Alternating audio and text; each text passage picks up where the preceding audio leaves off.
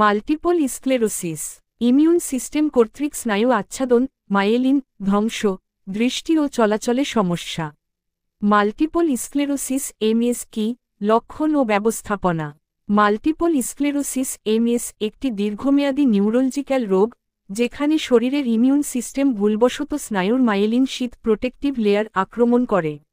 এতে স্নায়ু সংকেতের গতি বিঘ্নিত হয়, leading to various physical and cognitive symptoms.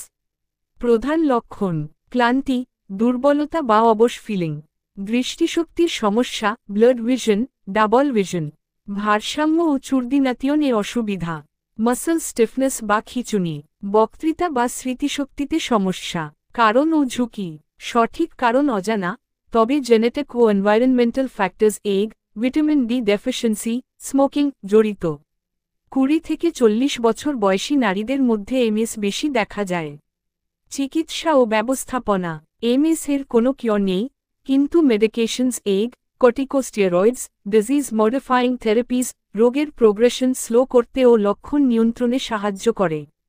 Physical therapy, balanced diet এবং স্ট্রেস ম্যানেজমেন্টও গুরুত্বপূর্ণ।